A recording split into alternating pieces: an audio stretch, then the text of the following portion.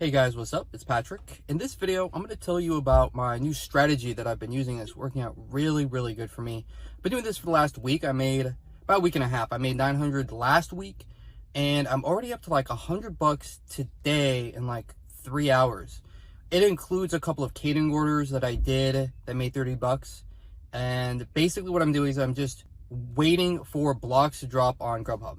So I'm in a good area where there are a lot of orders that come through on both DoorDash and Grubhub during the peak periods, and even during off-peak periods. I can turn on these apps and pick up these dropped blocks, and then I'm just cherry picking. I'm just filtering, and this is working, like I said, really good for me.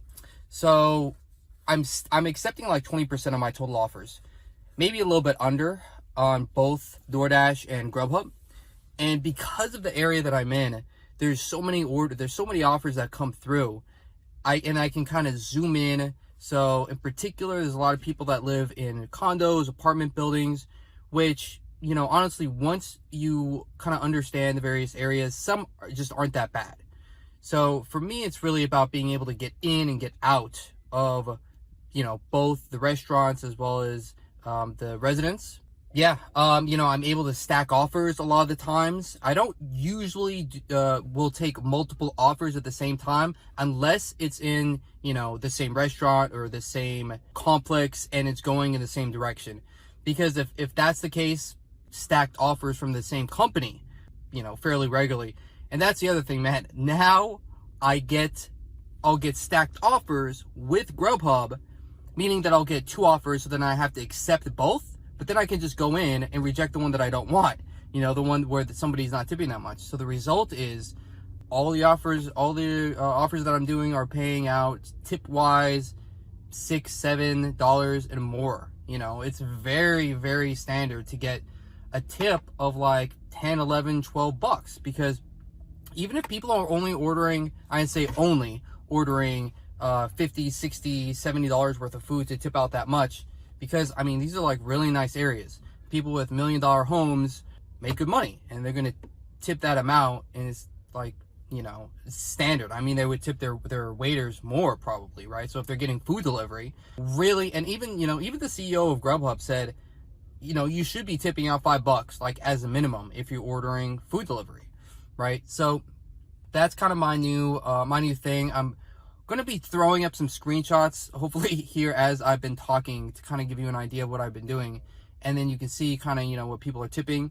And this is basically in Orange County, so like South Orange County. I really have like a couple of like 5-mile radiuses that are just really fantastic, and that's kind of like the main thing. Well, a couple things, if you can sign up for all the delivery apps, go ahead and do that. And if you can run DoorDash and Grubhub simultaneously, picking up these blocks, because basically with Grubhub you have to maintain a really high acceptance rate, right? So you have to accept 85 to 95% so that you are even have the ability to schedule blocks. So all these blocks that I'm picking up all the time for lunch and for dinner, it has to be for people that already have these really high acceptance rates that for whatever reason are dropping their blocks. And I've been able to pick up all the blocks that I want. It's been really beautiful, and just accepting all the really good offers. So I'm on my way right now. I'll be posting a drive along with me here in a little bit, but I'll go ahead and post just my last week's kind of breakdown of earnings, so you can see. I did 400 Grubhub, like 350 DoorDash, and another 120 on my catering. The catering is slowed down some, but it's whatever.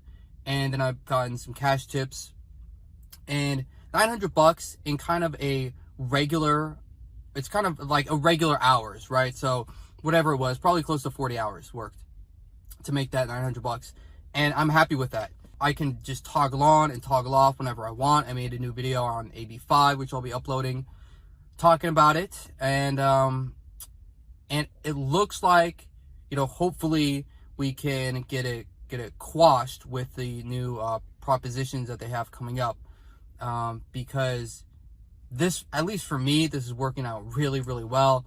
It depends on the area though, obviously, where you are. And if you are able to sign up with these multiple apps and kind of do what I'm doing, again, like especially Southern California, if you're like San Diego, LA, Orange County, and even some of the bigger metropolitan areas, I'm sure Chicago, New York, I'm sure that there's areas where you can just kill it if you're following that strategy. So, multi-apping, cherry picking, it can be pretty good. And, it keeps you busy. It keeps you kind of active.